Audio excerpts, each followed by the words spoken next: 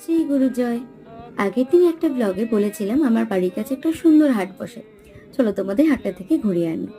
এই হাটটার নাম শিবানী হাট, যেটা ভদ্রসা টটিনী ঘাটে বসে প্রত্যেক বুধবার। আমার ভাইরা কিন্তু গিয়েই কিনে নিয়েছিল একটা পরিবেশ বান্ধব পেন, যেটার কালি শেষ হলে মাটিতে পুঁতে দিলেই হবে একটি গন্ধরাজ লেবুর গাছ অথবা একটা পেয়ারা গাছ। হাটটার মনোরম পরিবেশ কিন্তু মন কাড়বে সকলের। এখানে বিক্রি হচ্ছিল বিভিন্ন রকমের পাপড় আর বিভিন্ন ধরনের বড়ি।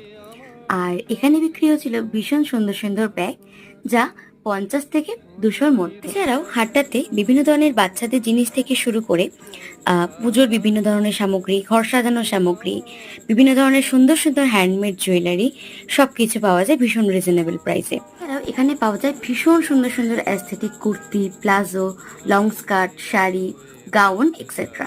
তোমরা কিন্তু একবার এসে ভিজিট করতে পারো। আর আমি কিনেছিলাম একটা প্লাজো আর এই টুকটাক জিনিসগুলো। টাটা।